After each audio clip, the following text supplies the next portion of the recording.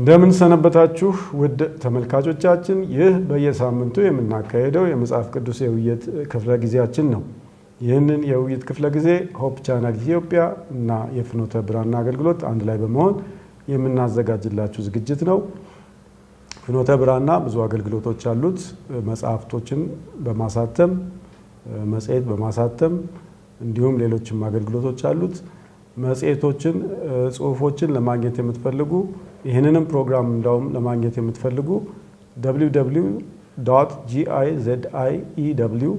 www.giziew.org በሚለው ድረገጽ ሄዳችሁ ማግኘት ትችላላችሁ። ይህ ጥናታችን የዛሬው አራተኛው ነው። ይህንን አራተኛው ጥናታችን የጥፋት ውሃ ወይም የውሃ ጥፋት እንግዲህ በሁለቱም መስመር መናገር ይቻላል። ይሄን ነው የዛሬው ጥናታችን። ይህንን ከማድረጋችን በፊት ግን አጠር ያለ ጸሎት እናደርጋለን። ወንድማችን ያዕቆብ ጸሎት ያድርግልናል። እግዚአብሔር አባታችን እናመሰግናለን። ደግሞ ዛሬ ልታስተምረን ፈቃደኛ ስለሆንክ ቃልን በምናጠናበት በምንወያይበት ጊዜ ሁሉ ደግሞ መንፈስ ቅዱስ እንዲመራን እንዲያስተምረን የበለጠ ያንተን ዓላማ ያንተን ማንነት እንድንረዳ ጸጋ እንዲደግፈን እንለምናለን። ይህንም ደግሞ ፕሮግራም የሚመለከቱትን ሁሉ መንፈስ ቅዱስ በያሉበት እንዲያስተምራቸው ወደ አንተ እንዲስባቸው ጸጋ እንዲደግፋቸው እንለምናለን። ስለሰማን ተመስገን። በክርስቶስ ኢየሱስ ስም አሜን። ያው እንደነገርኳችሁ የውሃ ጥፋት የሚለውን ነው የምናየው። ይህ የውሃ ጥፋት አሁን ሳይንስ የማይቀበለው ነው እና አልተከሰተም ወይም አንዳንድ አካባቢዎች ብቻ ነው የተከሰተው የሚል አስተሳሰብ አለ። ነገር ግን በብዙ ሀገራት ሄደን ስናይ በአፈ ታሪካቸው ተጠቅሶ እናገኘዋለን። እስከ ቻይና እንደዚሁም እስከ የቀድሞ አሜሪካ የሚኖሩ ህዝቦች ጭምር፣ አውስትራሊያ ቀድሞ በነጮች ከመወረሩ በፊት በነበሩ ህዝቦች ጭምር፣ በአፍሪካም በደቡብ አሜሪካ በተለያየ ሀገራት ሊገናኙ በማይችሉ ሀገራት ሁሉ በአፈ ታሪክ ተቀምጦ ያለ ነው እና ይሄ የሚነግረን ነገር አለ። ነገር ግን ሳይንስ የሚያስበው ምንድነው? አሁን ባለው አስተሳሰብ አሁን ባለው ኩነት ነው ነገሮችን ለማየት የሚፈልገው። ስለዚህ ከተፈጥሮ ውጭ የሚከሰቱትን ክስተቶች ሳይንስ ሊያገኙ አይችልም። ነገር ግን በአርኪኦሎጂ ጥናት፣ የመሬት ጥናት ምርምር፣ ሌሎችም ጥናቶች ላይ ግን ብዙ ምልክቶች እንዳሉ ይናገራል። ይሄ ጥፋት እንደተከሰተ ይህ እንግዲህ ጥፋት እንዴት ደረሰ? ከምን ደርሶ ነው እንግዲህ እስከ ውሃ ጥፋት ድረስ የደረሰው? እግዚአብሔር መጀመሪያ እንደተነጋገርነው መልካም የሆነ ፍጥረት ነበር የፈጠረው። በኋላ ግን እንዳለመታደል የሰው ልጅ እግዚአብሔርን ባለመታዘዙ ምክንያት ውድቀት መጣ። ከውድቀት በኋላ የመጀመሪያው ግድያ እንዴት እንደተከሰተ ባለፈው ሳምንት ተወያይተን አይተነዋል። ከዛ ግን ከግድያውም አልፎ ደግሞ ዓለምን በሙሉ የሚያጠፋ ጥፋት መጣ እና ይሄ ጥፋት ለምን መጣ? በምን ምክንያት ነው? ምንስ አይነት መዘጋጀት ነበረው? እስቲ እናስታውስ እንደሆነ መጀመሪያ እግዚአብሔር ሰማይና ምድርን ከፈጠረ በኋላ አየው፣ ከዛ ሁሉም ነገር መልካም እንደሆነ አየ ይላልና እግዚአብሔር አይቶ ይናገራል ምን አይነት እንደሆነ፣ መልካም እንደሆነ ወይም እንዳልሆነ እና አሁን ደግሞ ዘመናት ካለፉ በኋላ እነ ላሜህን ባለፈው ሳምንት ያየናቸውን የቃይን ልጆች የሰው ልጆች የእግዚአብሔር ልጆች እያሉ የተከፋፈሉትን ሁሉ ካየን በኋላ ምዕራፍ 6 ላይ የዘፍጥረት ምዕራፍ 6 ላይ ቁጥር 5 ላይ እንደዚህ ብሎ ተጽፎ እናገኘዋለን። እግዚአብሔርም የሰው ክፋት በምድር ላይ እንደበዛ የልቡ ሐሳብ ምኞትም ሁል ጊዜ ፈጽሞ ክፉ እንደሆነ አየ አለና መልካም እጅግ በጣም መልካም የነበረው ሰው አይቶ የተደሰተበት ሰው ክፉ ሆኖ ተገኘና ጭራሽ የልቡ ሐሳብ ምኞትም ሁል ጊዜ ፈጽሞ ክፉ መሆኑን አየና ከዛ በኋላ ነው ቀጥሎ ያለውን ቁጥር ስናነብ እግዚአብሔርም ሰውን በምድር ላይ በመፍጠሩ ተጸጸተ፣ በልቡም አዘነ ተብሎ የተጻፈውን ነገር የምናገኘውና ስላዘነ ደግሞ የፈጠርኩትን ሰው ከምድር ላይ አጠፋለሁ፣ ከሰው እስከ እንስሳ እስከ ተንቀሳቃሽም እስከ ሰማይ ወፍም ድረስ ስለፈጠርኳቸው ተጸጽቻለሁና እንዳለ እናገኘዋለንና የዚህ የጥፋት ውሃ ምክንያት ወይም መነሻው ክፋት መብዛቱ፣ የክፋቱ ደግሞ ሁል ጊዜና ፍጹም ሆኖ በሰው ልጅ በመገኘቱ ምክንያት ነው።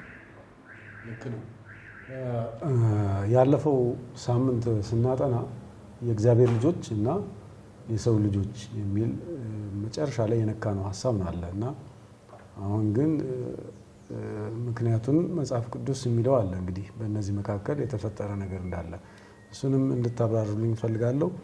ይሄንን በበለጠ በኖህ ጊዜ የሆነውን ደግሞ ማሰብ የሚያስፈልገን የዛሬው መግቢያ ጥቅሳችን የተወሰደው ከማቴዎስ 24:37 ነውና የኖህ ዘመን እንደነበረ የሰው ልጅም መምጣት እንዲሁ ይሆናልና ይላልና ከዛም ጋር ዝምድና ስላለው የዛሬናችንም ዘመን ስለሚናገር በበለጠ ምን እንደተከሰተ እስቲ አብራሩት ከባለፈው ሳምንት ጋር ያይዛችሁ። የሚያስገርመኝ እዚህ ክፍል ላይ እንግዲህ ባለፈው ሳምንትም አንስተነው ነበረ እና መጽሐፍ ቅዱሳችንም ይሄን የዘር ሐረጉን ትውልዱን ሲነግረን ከእግዚአብሔር ጋር ባላቸው ግንኙነት ነበረ። ቃይን እንግዲህ አምጾ ከእግዚአብሔር መንገድ ወጥቷል። ስለዚህ የቃይንን ትውልድ ይዘረዝርልናል። ከዛ በኋላ ደግሞ አቤል ከተገደለ በኋላ ሴት መጥቷል እና የሴት ደግሞ ወገኖች የሴት ልጆች ደግሞ የእግዚአብሔር ወገኖች ተብለው ሲዘረዘሩ እንመለከታለን እና ቁጥር 6 ልክ አሁን አርሴማ ካነበበችልን በላይ ያለውን ክፍል ከቁጥር 1 ጀምሮ ባነበው መልካም ነው። እንዲህም ሆነ ሰዎች በምድር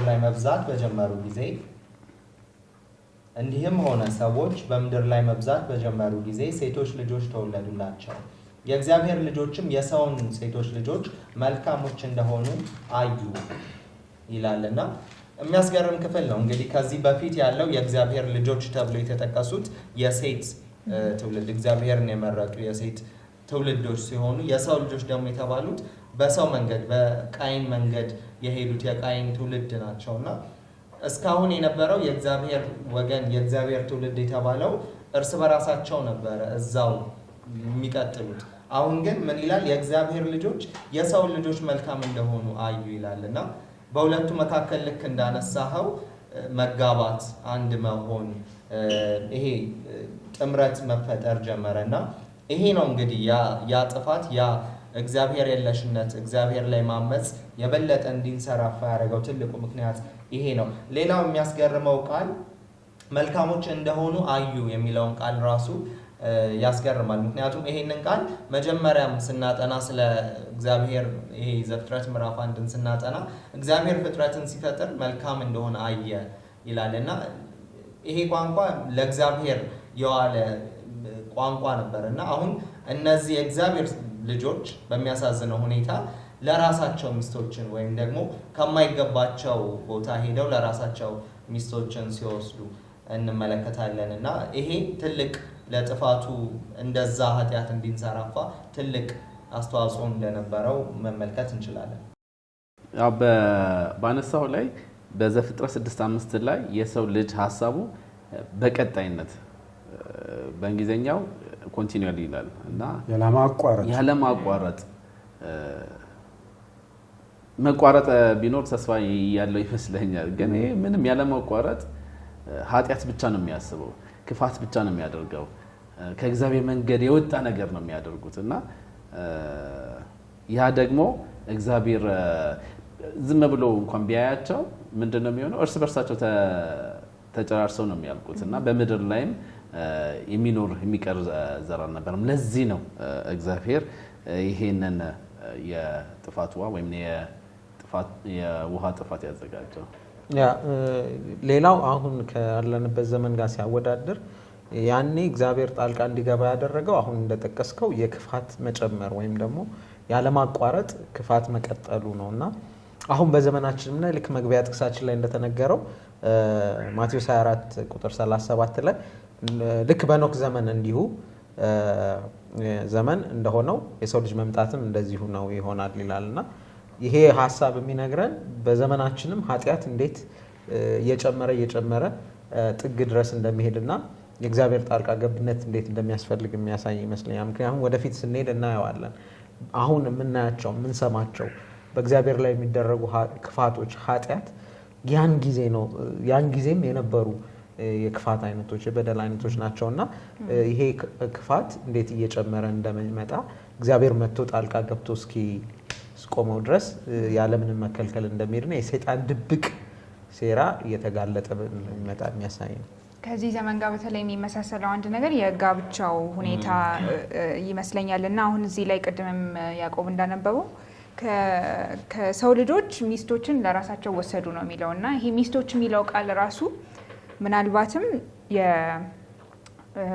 የተለያዩ ሰዎች ከአንድ በላይ ሚስቶች ሊሆኑ እንደሚችሉ የሚጠቁመው ነገር አለና እና ወሰዷቸውም ሀሳቡ ራሱ ያለ ይሄ የፍቅር መውሰድ ሳይሆን ወደዋቸው ፈልገዋቸው ለነሱ ጥቅም አስበው ሳይሆን በቃ የራሳቸውን ጥቅምና ለፍትወት ብቻ የሚፈልጓቸው አይነት እንደሆነ ነው ከዚህ ጥቅስ ውስጥ የምናገኘው ሀሳብና አሁን በትዳር ላይ በጋብቻ ላይ ያለው ሁኔታ አሁን ራሱ ለጋብቻ የሚሰጠው ለትዳር የሚሰጠው ቦታና ክብር በጣም እየቀነሰ እየወረደ እየመጣ ያለበት ጊዜ ነውና አንድ እንግዲህ ይሄ ዘመንና የኖህ ዘመን የሚመሳሰልበት ነገር ብለን ልንይዘው እንችላለን። ይሄ ሴክሹዋል ኢሞራሊቲ ወይም አሁን ያስቀመጥሽው ሀሳብ አሁን በእኛ ዘመን ደግሞ በጣም ከልክም እያለፈ ነው እና ይሄ ወጣቶች ራሱ ገና ትንንሾች ራሱ ምንም እዛ ደረጃ ያልደረሱ በቪዲዮ በፖርኖግራፊ በብዙ ነገር እየተጋለጡ ወደዛ እየተሳቡበት ያለው ጊዜ ነውና ወደዛ እንዴት እየሳበን እንደሆነ የሚያስገርም ነው። ቅድም አያና ባነሳው ሀሳብ ላይ የጥፋት ውሃ እንለዋለን እንጂ ግን የሚያስገርመው እኮ እግዚአብሔር ከምሕረቱም የተነሳ ነው ጣልቃ የገባው። ምክንያቱም ጣልቃ ባይገባና ባያስቆመው ወይም እርምጃ ባይወስድ ኖሮ የሰው ልጅ ክፋት በጣም ከመብዛቱ የተነሳ ዘር ይሄ እግዚአብሔር ሰዎችን የሚያድንበት መሲሁ ሊመጣበት ያቀደው መስመር ሁሉ እስኪበክል ድረስ በጣም ያ የሰዎች ክፋት በጣም ይንሰራፋ ነበርና የጥፋት ውሃ እንዲሁም ሳይሆን እግዚአብሔር ከምሕረቱ የተነሳ ጣልቃ የገባበት መሆኑን መመልከት እንችላለን። አዎ ጥሩ ነው። አሁን ያነሳችሁት ሀሳብ ሁሉ ልክ ነው። ግን የበለጠ መረዳት እንድንችል የተፈጠረው ክስተት ምንድን ነው? ለምሳሌ ምን ማለቴ ነው? ዝም ብሎ ነው ድንገት አጠፋለሁ ያለው እግዚአብሔር? ጊዜም ሰጥቷቸዋል ተመለሱ ብሏል ወይስ የምህረትን በር አዘጋጅቷል? እሱን ሁሉ ብናነሳው አሁን የምትሉትን ሀሳብ ማብላላት ይቻላል እና በዚህም ውስጥ ሁሉ የኖህ ራሱ ሚና ምን ነበረ? እዚህ ላይ አንድ ቁልፍ ቃል አለ። እግዚአብሔር ተጸጸተ የሚል ሀሳብ እናገኛለንና ተጸጸተ የሚመስለው ባልፈጥር ይሻል ነበር፣ በቃ ከነጭራሹ የሰውን ልጅ ባልፈጥር ይሻል ነበር፣ በመፍጠሬ ትክክል አይደለሁም ያለው ሀሳብ ይመስላል። እንግዲህ አማርኛውን ቀጥታ ስናነባው ግን ይሄ ቃል በተጻፈበት በዕብራይስጥ ሀሳቡን ስናየው ግን ምናልባት እንግሊዝኛ የተሻለ he was sorry ግን ሶሪ የሆነው ለምሳሌ ለሆነ ሰው ስናዝንም ሶሪ ነን እንላለን አይደል? ልክ በዛ ሴንስ ነው፣ በዛ ስሜት ነው እንግዲህ ሶሪ ሆነ የሚለው እንጂ ወይኔ ተሳሳትኩ ነው። አዎ በቃ ባልፈጥር ይሻል ነበር፣ ምን እዚህ ውስጥ አስገባኝ አይነት ከነጭራሹ የሰው ልጆች አይገባቸውም ነበር መፈጠር የሚል ድምድም ያለ ነገር ሳይሆን አዘነ። ያ እንግዲህ ኤደን ውስጥ በእጁ አፈር አንስቶ የሰራውና ለክብሩ ያስቀመጠው ያ አዳም ውስጥ ሊያየው የሚፈልገውን ፍቅር ያፈሰሰለትን ያንን ሰው የኃጢአት ምንጭ እንበለው ያለማቋረጥ ኃጢአት የሚሰራ ሰው የሚጠላ ለራሱ ብቻ የሚያስብ መጀመሪያ ካስቀመጠው ከሚሰራው የአጋፔ ፍቅር ከሚሰጠው ፍቅር በተቃራኒ የሚሰራ ሆኖ በቃ ሲስተሙ ሁሉ ሁኔታው ሁሉ አሰራሩ ሁሉ ተቀያይሮ ሲያገኘው እግዚአብሔር በጣም አዘነ ነው የሚለውና ስላዘነ ነው ደግሞ ይህንን የጥፋት ውሃ ያዘጋጀው። ግን ያው ከዚህ የጥፋት ውሃ ጋር ግን ኖህ የሚባለው ሰው ሲነሳ ሰው ሁሉ እንዳይጠፋ ወይም ደግሞ መመለስ የሚወድ ሰው እግዚአብሔርን የሚፈልግ ሰው ቢኖር ግን እንዲመለስ መርከብን እንዲሰራ ኖህን አዞት ነበር እና ይሄ የጥፋት ውሃ ጥፋት ብቻ ያለበት ሳይሆን ምህረትም አብሮ ተያይዞ የመጣለት መፍትሄም አብሮ ተያይዞ የመጣለት ነገር ነው እና ይሄ በቃ እንዳትጠፉ ወደዚህ መርከብ ግቡ የሚባለው ጥሪ ለሁሉም ሰው የደረሰው ነበር እና እግዚአብሔር ዝም ብሎ ያለምንም መፍትሄ ያለምንም መውጫ ቀዳዳ በቃ አጠፋለሁ ከዚህ በኋላ ማንም ሰው ምንም ማድረግ አይችልም የሚል አይነት ውሳኔ ወስኖ የሰው ልጅ ላይ አልመጣም። ሌላ በዛ በተጨማሪ የሚያደርገው ባለፈው ቅድም ተነካክቷል ለማንሳት ተሞክሯል። የሰው ልጅና የእግዚአብሔር ልጅ የሚባለው የእግዚአብሔር ልጅ ባለፈው እንዳየነው ባለፈው ጥናታችን ላይ ምን የሚያደርጉ ነበር? የእግዚአብሔርን ፈቃድ የሚያደርጉ ነበሩ። የሰው ልጅ ተብሎ የተጠሩት ግን ከእግዚአብሔር ፈቃድ ውጭ የሄዱ ናቸው እና አሁን የሰው ልጅ ተመለከቱ ወደ እነሱ ሄዱ ተጋቡም የሚል ነገር አለ እና የእግዚአብሔር ልጆችም ወደ ምን ሲወርዱ እንመለከታለን። በቆይታ ውስጥ ወደ ኃጢአት ውስጥ ሲገቡ እንመለከታለን እንጂ ባለፈው ሳምንት እንደተባለው መላእክት አልነበሩም የእግዚአብሔር ልጅ የተባሉት እነዛ እና ግን በዛ ትውልድ ውስጥ እግዚአብሔር ተመለከተ፣ አንድ ሰው አገኘ። ምን ይላል መጽሐፍ ቅዱሳችንም ኖህም በእግዚአብሔር ዘንድ ምን አገኘ ብሎ ይናገራል? ሞገስን አገኘ ይላል። ከእግዚአብሔር ጋር የሚገናኝ ትእዛዙን የሚያደርግ አንድ ሰው፣ ፈቃዱን የሚፈጽም አንድ ሰው አገኘ እግዚአብሔር እና እግዚአብሔር የሚያማክረው ሰው፣ የደህንነቱን እቅድ የሚነግረው ሰው ካገኘ በኋላ ከእሱ ጋር ሲናገር እንመለከታለን። መርከብን ስራ። በዛ ውስጥ ደግሞ ኖህ ለ120 ዓመት ይላል መጽሐፍ ቅዱሳችን ሲናገር ሳለ ለ120 ዓመት የጽድቅን ስብከት ሲሰብክ ነበረ። ከኃጢአት ተመለሱ ሲል ነበረ። ያ 120 ዓመት ግን ዋጋ ቢስ ሆነው የዳኑት ምናልባት ወደ መጨረሻ እንመጣለን ጥቂት ሰዎች ሲሆኑ እንመለከታለን እና እግዚአብሔር በዘመናት ትውልድን የሚያስቀጥል ይሄ ዘወትር ክፋት የነበረውን የሚበጥስ አንድ ሰው አገኘ። ያም ኖህ ነው። ለዚህም ነው ኖህ በዛ ዘመን መርከብ እንዲሰራና ከጥፋት ውሃ ሰዎች እንዲድዱ ምክንያት የሆነው። ያ በጣም የሚገርም ነው። በእንደዚህ አይነት ክፋት በተሞላ ዓለም ውስጥም እግዚአብሔር ቅሬታ ነበረውና ያ ቅሬታ ኖህ ሆኖ ሲሆን እናገኘዋለን እና በዘመናችንም ቅድም እንዳለው እዚህ በመጨረሻው ዘመን ጋር ሲያያይዘው ክፋት እንደዛም ቢበዛ ግን በእግዚአብሔር በመታመን እሱን በመታዘዝ በእምነት የሚሄዱ ቅሬታዎች እንዳሉት መረዳት እንችላለንና የኖህን ግን በጣም የሚገርመው እግዚአብሔር ልጆች የሰው ልጆች የእግዚአብሔር ልጆች ጋር ሲጋቡና አንድነት ሲፈጥሩ በእነሱ ተጽዕኖ ውስጥ ገብተው ሲወድቁ ወደ አልሆነ አቅጣጫ ሲሄዱ ኖህ ግን ያንን ነገር ጠብቆ ከእግዚአብሔር ጋር አሁን እንዳልከው ግንኙነቱን አስምሮ ሲሄድ ነበርና እግዚአብሔርን ደስ የሚያሰኝ የሚታዘዝ ሰው ሆኖ ነው የተገኘው። ያም በምን ማረጋገጥ እንችላለን? አሁን ቀጥለን በምናያቸው ክፍሎች ውስጥ እግዚአብሔርን ያለ መጠራጠር በዛን ጊዜ ሊያስበው በማይችለው እሳቤ ውስጥ የሆነ ትእዛዝን ሲያዘው፣ ምክንያቱም ከዛ በፊት ጎርፍ አይታወቅም ወይም ደግሞ ሲታዘዙ እዛ ጥግ ድረስ እግዚአብሔርን ለመታዘዝ ፈቃደኛ የሆነው ከዛ በፊት ኖህ ከእግዚአብሔር ጋር ምን አይነት እርምጃ እንደነበረው፣ እግዚአብሔር እንዴት ይታዘዝ እንደነበረ፣ እግዚአብሔር እንዴት ያውቀው እንደነበረ ማስረጃ ነው ማለት ነውና የኖህ ሚና ትልቅ ነበርና የሚሰጠን ትልቅ ትምህርት አለ። በዛ ክፋት በተሞላበት ዓለም ውስጥ እግዚአብሔርን መታመን የቻለ በነዛ ተጽዕኖ መውደቅ ያልቻለ ሰው ነበር። የሚያስገርመኝ በጣም እንግዲህ አሁን የዘፍጥረትን ነው እያጠናን ያለ ነው መጽሐፍና ዘፍጥረትን እያነበብን ገና 6ኛው ምዕራፍ ላይ ነን እና ገና 6ኛው ምዕራፍ እግዚአብሔር ያንን ውብ የሆነ መልካም የሆነ ፍጥረት ፈጥሮ 6ኛው ምዕራፍ ላይ ግን ይሄ በጣም አሳዛኝ ነገር ሲከሰት እናያለን እና ምን ያህል በጣም ልብ የሚሰብር የሚያሳዝን ነገር እንደሆነ ለእግዚአብሔር ማየት እንችላለን። ሲቀጥል ደግሞ ቅድም እንዳነሳ ነው የዘር ይሄ የትውልድ ሐረጉን ይነግረናል። የሴትን የእግዚአብሔር ልጆችና የሰው ልጆችን እና ዝርዝሩን ነው የሚነግረን። እንግዲህ የእግዚአብሔር ልጆች ተብለው የአዳም የትውልዱ መጽሐፍ ይህ ነው ይለንና ምዕራፍ 5 ላይ የሴትን የልጁን ከዛና ሄኖክን ማቱሳላ እናገኝና ኖህ ጋር ይደርሳል። ከዛ ኖህ ጋር ከደረሰ በኋላ የእነዚህን ሰዎች ዝርዝር ያን ያህል አያስቀምጥልንም፣ ግን የሄኖክን አካሄዱን ከእግዚአብሔር ጋር አደረገ የሚለውን በበፊቱም ጥናታችን አንስተነው ነበርና ይሄ ሁሉን ከነገረን በኋላ ዝርዝር ያን ያህል አያስቀምጥልንም። ምዕራፍ 6 ላይ ስንደርስ ግን አሁን እንዳነሳ ነው የሰው ክፋት በጣም እንደተንሰራፋ በጣም እንደበዛ ይነግረናል። ከዛ የሚያስገርመው እግዚአብሔር ይከታተላል እያንዳንዱን። ይህን ክፍል ሳጠና እኔም በጣም እየገረመኝ ነበርና ሰው ልጆችን እንዲሁ ፈጥሮ በቃ እንደሆናችሁ ሁኑ ብሎም የሚተው አይነት አምላክ አይደለም እና የሚሆነውን ያህል ያዘጋጀውን መንገድ አለ የማዳን መንገድ እና ያም መንገድ ደግሞ ይሄ በሰው ልጅ ክፋት ምክንያት ሊበላሽ ሆነና ጣልቃ ሊገባ አስፈለገው። ቀደም ያነሳው ጥቅስ በጣም የሚያስገርመኝ ነው።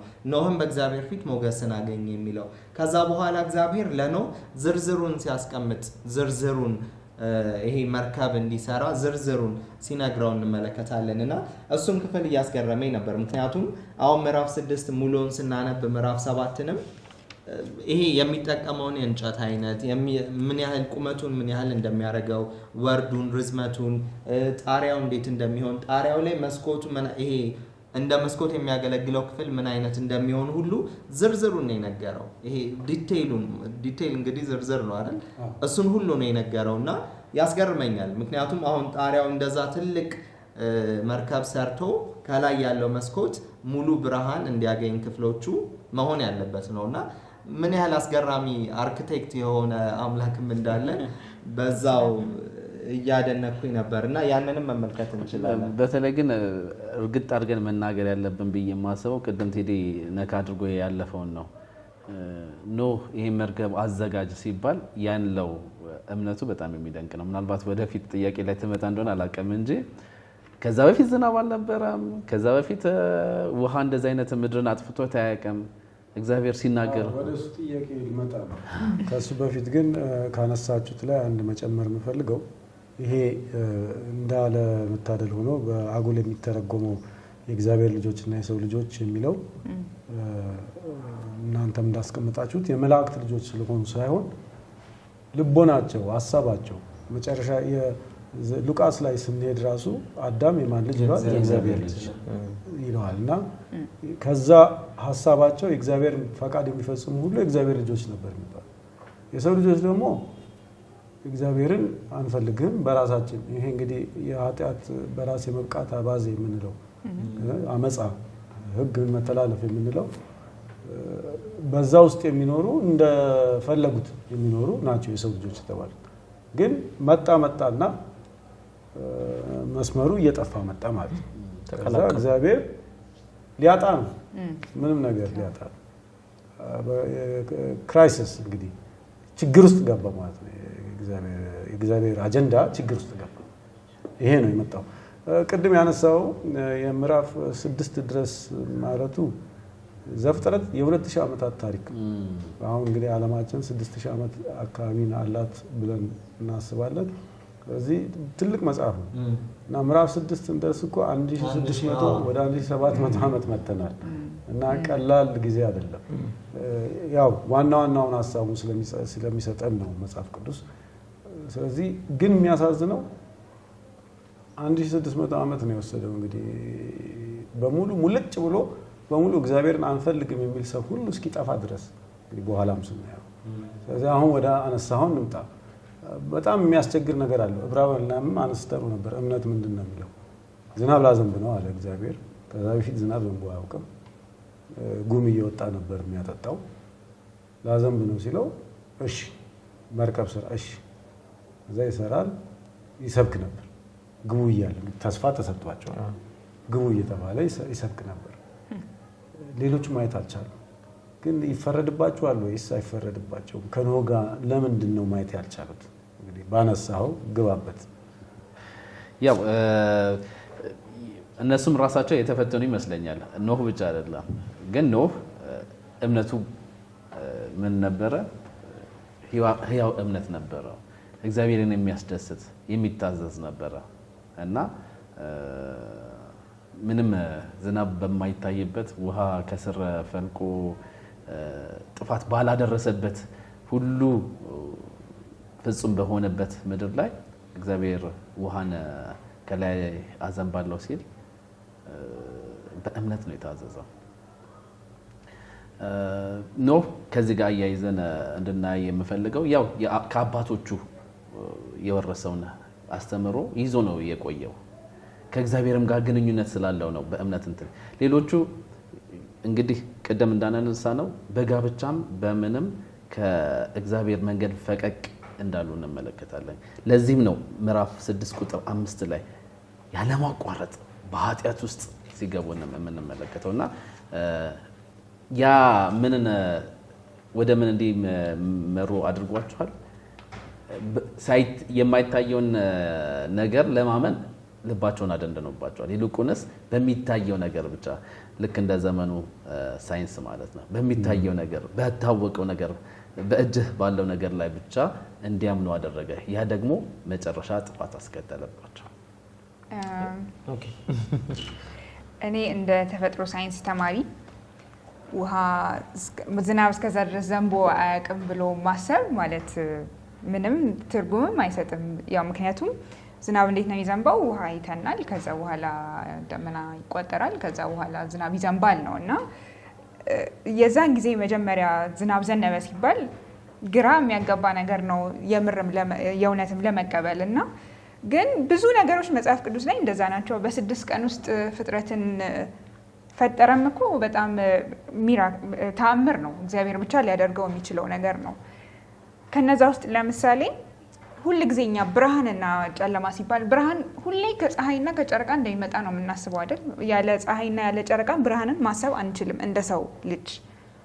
ብርሃን ሲባል ያው ኤሌክትሪክ ሲቲውን ምናምን ትተን ማለት ነው የኤሌክትሪክ ኃይልን። ግን እግዚአብሔር ብርሃንን ያለ ፀሐይና ያለ ጨረቃ ከእነሱ በፊት ነው ብርሃንን የሰራውና ለሰው አይምሮ ግራ ነው የሚገባው።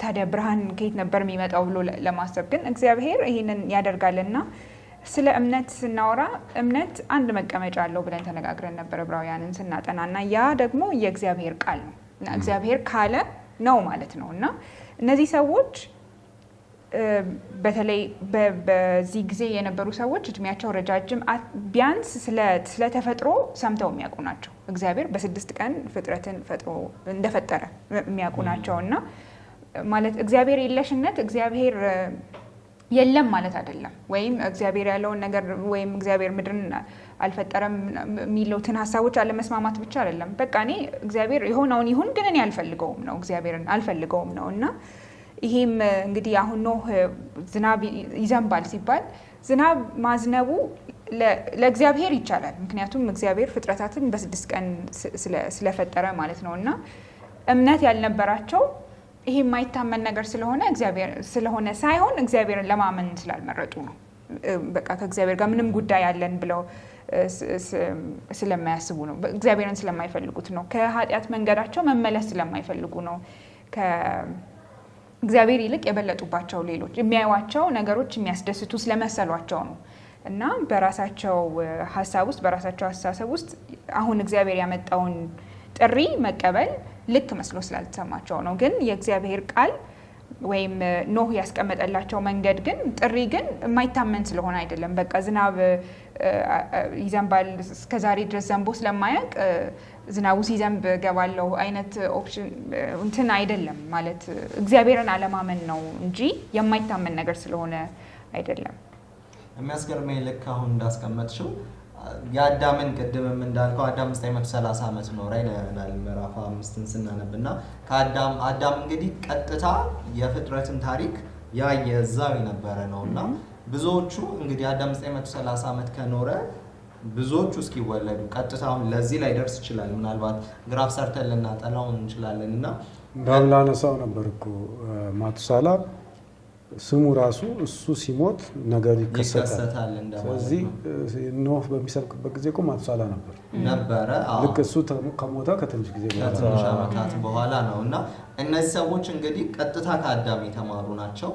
ስለዚህ በዙሪያ ለብዙዎች ሰዎች ቀጥታ ከአዳም መስማት እድል ነበራቸው ስለ እግዚአብሔር፣ ስለ ፍጥረት፣ ስለ ዛፍ፣ ስለ ብዙ ነገር እና ያን ሁሉ ለመስማት ቀጥታ እድል ነበራቸው። በሚያሳዝን ሁኔታ ግን እንግዲህ ያን ያህል አልተጠቀሙበትም ነበር። ልክ እንዳስቀመጥሽው የእግዚአብሔርን ቃል ይሄ ዋጋ መስጠት እና ለእግዚአብሔር ቃል እሺ ማለት የእምነት ትልቁ ክፍል እንደሆነ ማየት እንችላለን።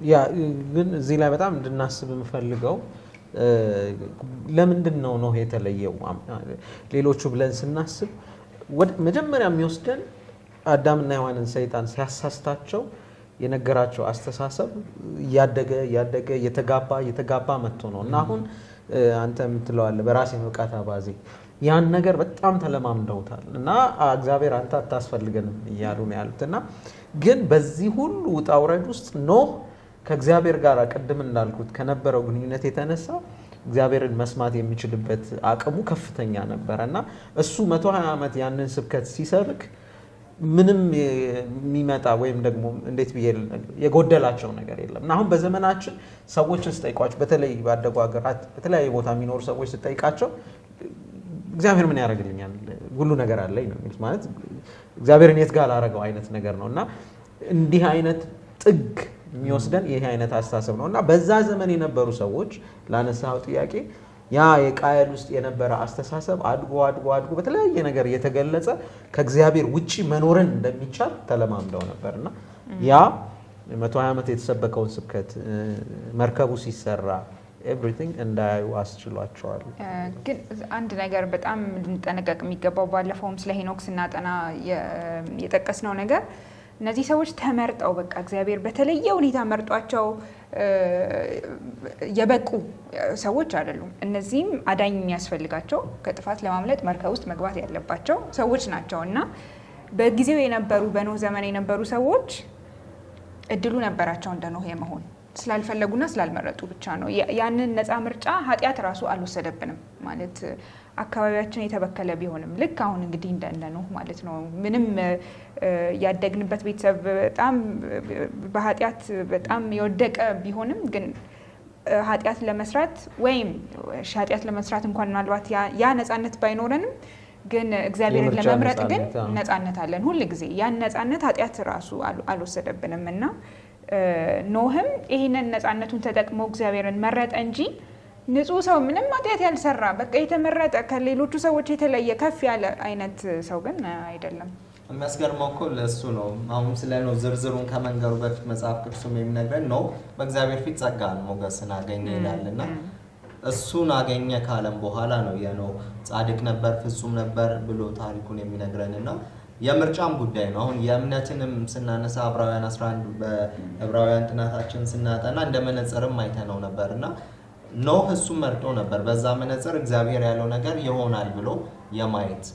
ሌሎቹ ግን እሱን መነጽር ከማድረግ ይልቅ ቅድም እንዳልነው አሁን ይሄ ማግባት መጋባት ቅድም ቴዎድሮስም እንዳስቀመጥከው በመጨረሻውም ዘመን ክርስቶስ የተናገረው የሰው ሰዎች ይሄ ልክ በኖህ ጊዜ እንደነበረው ያገቡና ይጋቡ ነበር የሚለው እግዚአብሔር እኮ የሰጠው ነገር ነው ማግባት። ግን እሱን በጣም ወደ ልቅ መውሰድና ከሚገባው በላይ ይሄ ለራስ ብቻ ማድረግ እግዚአብሔር ካስቀመጠበት ዓላማ አውጥቶ ማድረግ ወይም ምንድን ነው የሚባለው በጣም ይሄ ቱ ዘ ኤክሰስ ወይም ከሚገባ ያለ ልክ በቃ ሲበዛ እና እሱ ብቻ ሲሆን ያኔ ሁሉ ነገራቸው ከመርከቡ ይልቅ እግዚአብሔር ካዘጋጀው የመዳኛ መንገድ ይልቅ ያ ነገር ይሆናል። ህይወት ለነሱ በቃ የህይወታቸው ሁሉ ሐሳብና ያም ደግሞ ዋጋ እንዳስከፈላቸው በእምነት ከማየት ይልቅ በዛ እንዲወሰዱ እንዳረገ ማየት ይችላል። እዚህ ላይ ከሷ ቀጣይነት እንዲኖረው በዚህ ጊዜም ተመሳሳይ ነገር ነው የሚሆነው። የማይታየውን ነገር ለመምረጥ ብዙ ጊዜ ያስቸግረናል። ከጊዜያዊ ነገሮች ጋር ህይወታችን በጣም የተጣበቀ ነው። ለአጭር ደስታ ለአጭር ጊዜ የሚገኝ ፍላጎታችንን ለማርካት ብለን ትልቁን ሰላም የሚሰጠውን በረከት የሚሰጠውን ከእግዚአብሔር ጋር እንድትሄድ የሚያደርግህን ነገር ችላ ማለት ዋጋ ያስከፍላል እና ዋናው የሚታየውን ሳይሆን እንደውም ዕብራውያን እምነትን ሲገልጽ ሳለ እንደዚህ አይደለ የሚታየውን ሳይሆን የማይታየውን በእምነት ተረድተው ስላደረጉት እኮ ነው እና ያ ደህንነት ይሆነላቸው እና የኖህ ጊዜ የነበሩት ሰዎችም ራሳቸው የማይታየውን ነገር ለማየት ምንም አይናቸው ሁሉ ተከደነ። የእግዚአብሔርን ቃል ከአዳም ሲወርድ የነበረውን በዘራቸው ሲወርድ የነበረውን ነገር በሙሉ ተውት። እንደውም ወደ በኋላ እንመጣለን። ኢቭን ልጆቹ ራሳቸው ኢቭን ኖህ ራሱ በመጨረሻ ጊዜ ምን እንደሆነ እንመለከታለን እና እምነት በጣም ያስፈልጋል። ግን እዛ ላይ ወደ ሌላ ሀሳብ ከመሄዳችን በፊት የሚገርመው እኮ ጽድቅ በእምነትም የተሰበከው ስብከት እዚህ ላይ ነው። ጽድቅ በእምነትንም ትምህርት የምናገኘው እኮ እዚህ ጋር ነው። ኖህ የማያውቀውን ነገር ያላሰበውን ነገር በፍጹም ታማኝነት ታዘዘ እና ለመዳኑ ምክንያት ሆነ። እንደውም በትምህርታችን እኮ ያነሳዋል፣ ስለ ታቦቱም ያነሳል። እግዚአብሔር በመካከላቸው ይገኝ ዘንድ ታቦትን እንዲሰሩ የሰጣቸውን መመሪያ ያሳይና በዛ ውስጥ አድሮ እግዚአብሔር የሰው ልጆችን እንዴት እንደሚያድን የማዳኑን ትልቁን እቅድ አካል የሚያስረዳበት መንገድ ነውና እግዚአብሔር ኖህን መርከብ ስራ ሲለው ልክ እንደዛ ነው። የሚድኑበትን መንገድ እያዘጋጀ ያንን ግን ምን ይጠይቃል? በእምነት መታዘዝ፣ በእምነት መቀበል ይጠይቅ ነበርና ጽድቅ በእምነትም የተሰበከበት የመጀመሪያው ቦታ እንደሆነ ሁሉ ማየት እንችላለን። በጣም ጥሩ ሀሳብ ነው። አሁን ባነሳው ስንንደረደር ስብከቱም በቃ ይህንን እመኑ፣ ይህንን አድርጉ፣ ይህንን ሳይሆን ውሃ ጥፋት ሊመጣ ነው መርከብ ግቡ። እሺ ግብት ነበር። ግን እስቲ እንግዲህ በዚህ ሀሳብ እረፍት እናደርግና በዚህ ሀሳብ ለምንም መግባት አቃታቸው ያን ያህል ቀላልስ ነበር ወይ የሚለውን አንስተን እንወያያለን። ተመልሰን እንድንገናኝ ጋብዛለሁ። አሁን እረፍት እናደርጋለን። ከእረፍት በፊት እንግዲህ ስብከቱ ወደ መርከብ ግቡ ብቻ ነበር የሚለውን አንስተን ነበር። እሱን ጥያቄ ከመመለሳችን በፊት ይሄ እንግዲህ ዘፍጥረት ሲጻፍ ባለፈውም ጊዜ ያነሳሁት ውቅር አለ፣ ከያዝም ይባላል በእንግሊዝኛ ውቅር አለው እና ስለሱ ውቅር አንድ ነገር ብናገር ደስ ይለኛል። ይሄ የውሃ ጥፋት ውቅር ከምዕራፍ 6 ጀምሮ እስከ ምዕራፍ 9 ቁጥር 17 ድረስ የሚደርስ ነው። የመጀመሪያው ምዕራፍ 6 ከ1 እስከ 6 ያለው የመለኮታዊ ጸጸት ቅድም ያነሳ ነው። ውልደትና መባዛት አለበት። የመለኮታዊ ደግሞ ተጸጸትኩ፣ የሰው ልጅ በቋሚነት ክፋት አደረግኩ የሚለው ሀሌታ ውሃ ላይ ሲመጣ፣ ከዛ ቀጥሎ መለኮታዊ ፍርድ ምድር እንድትጠፋ ተወሰነ ማለት ነው። ለኖህ እግዚአብሔር ነገረው። ይህንን ከ7 እስከ 22 6 ላይ እናገኛለን። ከዛ ሐመር ውሃ ስንመጣ ደግሞ ወደ መርከቡ እንዲገቡ ታዘዙ። ወደ መርከብ ግቡ የሚለው አሁን የምናነሳው ምዕራፍ 7 ከ1 እስከ 10 ያለው ነው። ከዛ ከ11 እስከ 16 ያለው ደግሞ የምንለው የጥፋት ውሃ ተጀመረ። ከዛ ሰላይ ስንመጣ ከ17 እስከ 24 ደግሞ ውሃው ከፍ እያለ መጣ፣ ተጀመረ፣ የመጣ ልክ ማዕከሉ እንግዲህ ይህንን ውቅር ማጥናት የሚያስፈልገን የእግዚአብሔር አጀንዳ ማዕከሉ ምንድን ነው የሚለውን ማየት እንድንችል ነው። ማዕከሉ ረ ላይ አምሳያ የሌለው ነው። እንግዲህ ውቅሩ ተነጻጻሪ ያለው አይደለም። ረ ላይ ምን አለ? በመለኮት መታሰብ፣ የሰው ልጅ እንደገና መለኮት አሰበው ማለት ነው። ይሄ ነው ማዕከሉ። ምዕራፍ 8 ቁጥር 1 ላይ የሚገኘው ማለት ነው። ከዛ የሰትዩ ሰ1 የምንለው ውሃው መጉደል ጀመረ። ውሃው ከፍ እያለ አይደል የመጣው፣ እዚህ ጋር ደግሞ መጉደል ጀመረ። መ1 ላይ ደግሞ የጥፋት ውሃ ጀመረ ነው። ምድር መድረቅ ጀመረ። እዛ ጋር ውሃ ጥፋት ነበረ፣ እዚህ ጋር መድረቅ ጀመረ። ይሄ ከ7 እስከ 14 እናገኘዋለን። ውሃው መጉደል ጀመረ የሚለው ደግሞ ከ1 እስከ 6 ነው የነበረው። ከዛ የሐመር ውሃ ትይዩ ሐመር ውሃ 1 የምንለው ከመርከቡ እንዲወጡ ታዘዙ። ከ15 እስከ 6 ምዕራፍ 8 15 እስከ 19 ያለው ነው። ይሄ ቅድም ወደ መርከቡ እንዲገቡ ታዘዙ ጋር በሚል ንጽጽር የሚቀርበው ማለት ነው። ከዛ ለአንድ ደግሞ መለኮታዊ ጸጋ ምድር ተጠብቃ እንድትቆይ ተወሰነ። ከዘፍጥረት 8 ከ20 እስከ 22 በፊት መለኮታዊ ፍርድ ነበር፣ እንድትጠፋ ተወሰነ ነበረ። አሁን እንድትቀጥል ደግሞ ተወሰነ። ሀሌታ ውሃ 1 መለኮታዊ በረከት፣ ውልደት፣ መባዛት፣ ቃል ኪዳን ተገባ። ወደፊት የምናየው እና ይህንን ውቅር ስናጠና የእግዚአብሔር አጀንዳ ማዕከሉ ምን እንደሆነ ስለሚረዳ ነው ውቅሩን የማነሳው። ይሄ ዘፍጥረት አጻጻፉ ይሄ የዕብራውያን አጻጻፍ ስልት ነው። የበለጠ መጽሐፉ እንድናጠና ይረዳናል። አሁን ወደ አነሳው ጥያቄ እንመለስና መርከብ ግባ ስትባል ቀላል ነበር። በቃ እሺ ግብት ከዛ መዳ አልሆነም። እና ለምን አሁንስ ይህስ ለእኛ ዛሬስ ምን ያስተምረናል? ደህንነት እግዚአብሔር ያዘጋጀበትን መንገድ ስናየው በጣም ቀላል ነው፣ ልፋትም አይጠይቅም። ውጡ፣ ረዱ፣ ግቡ፣ ውጡ የሚል ነገር የለውም። እመንና ትድናለህ ነው። ግን ይሄ እምነት የምንለው ነገር ዕብራውያንም ስናጠና አይተነዋል። መታዘዝን ይጠይቃል። ያለ መታዘዝ እግዚአብሔርን ደስ ማሰኘት አንችልም። እና አሁን እዚህ ጋር የምናያቸው ሰዎች ስብከቱ ቀላል ሆኖ መርከብ ውስጥ ገብተው መዳን እየቻሉ ያን ያላደረጉበት ምክንያት ይሄ ከማመን የሚመጣ መታዘዝ የሚለውን ነገር መለማመድ ስላልቻሉ። ግን አልበዛም ወይ? አሁን እኔ እንግዲህ እየገባሁብህ ነው። ምክንያቱም እንስሳቶች ሁሉ እኮ ያለምንም ሰው ሳያባራቸው ኮስተር ብለው መጡ እና ገቡ። ይሄ ሁሉ እያየ እግዚአብሔር አዞት እሺ መጀመሪያ አብዷል ልትል ትችላለህ። ሽማግሌ አብዶ ውሃ ዝናብ ዘንቦ ያውቅም ምናምን እያልክ ልትስቅ ትችላለህ። እንስሳቶቹ ሲመጡ ስታይ ደግሞ እንዴ ብላ አትደነግጥ። እሱ እኮ ነው አሁን ኃጢአት እንደዚህ ነው የሚያደርገው ነው። በጣም በትክክል ባልሆነው አቅጣጫ ዝም ብሎ እየሄደ ኧረ ተው እግዚአብሔር በጣም ብዙ መልእክቶች እየተናገረ ተው ተመለስ ብዙ አማራጮች እየተሰጠ ሲናገር እንድናዳምጥ ጊዜ አይሰጠንም። የኃጢአት ክፋት ይሄን ያህል ነውና በተለይ የኃጢአት ክፋት ደግሞ በዋነኝነት እግዚአብሔርን የማይፈልግ ስለሆነ ተፈጥሯዊ ያልሆነ ነገር ሊመጣ ነው፣ ተከስቶ የማያውቅ ነገር ሊከሰት ነው የሚለው ሀሳብ ራሱ የሆነ ብቻ የሚብራራ ነገር ተፈጥሯዊ ያልሆነ መቼም እንስሳት እኔ መርከብ ብሰራ መጥተው ቤት አይገቡም መጡ እኮ እና እሱን ሁሉ እያየሽ አትደነግጭ። ያደነድነዋል። እንዳስቀመጠችው አርሴማ ኃጢአት እኮ ልባችንን የሚያደነድነዋል። የሚያስገርመኝ ግን አንዳንድ ነገር እኮ በጣምም ሲቀል በጣምም ይከብዳል አይደል? ምክንያቱም እንግዲህ አሁን መርከብ ስሩና ዳኑ ብትባልና አንተው ቀጥቅጠ ቢሆን ምናልባት እንትን ሊል የኔ ኮንትሪቢዩሽን አለ በብለስ ግን በቃ ተሰርቷል ግባ ስትባል ግን በቃ የሆነ አንዳንድ ነገር ልክ እንደዛ እኮ ነው። ደህንነትም እግዚአብሔር በክርስቶስ ሁሉን ጨርሶ እንካችሁ በቃ ተቀበሉ ሁሉ ነገር አልቋል ስትባል አይ እኔ የሆነ ነገር ማድረግ አለብኝ መጨመር አለብኝ እንዲህ ማድረግ የኛን የምናዋጣውን ነገር እንፈልጋለን እና መቅለሉም ይሆናል ያከበደው። መቅለሉ ብቻ ሳይሆን እኔ ደግሞ በተቃራኒ እስቲ እንየው። ብዙ ጊዜ ሰው በሚሄድበት መሄድ በጣም ቀላል ነው።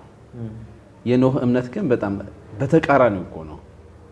ሰው ሁሉ በወቅቱ የነበሩት ሰው በሙሉ ይሄን እያየ መርከብ ውስጥ አልገባም። ኖህና ቤተሰቡ ግን ይሄን ሁሉ አይተው ወደ መርከቡ ሲገቡ ያ አይከብድም?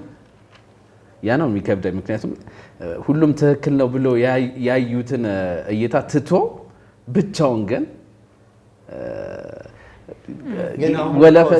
ወለፈንዴ ያለበት ገባኝ። ወለፈንዴ ያለበት ሁኔታ እንዴት እንደሆነ ሁለት ተቃራኒ ሀሳቦች አሉበት። መዳን በጣም ቀላል ነው።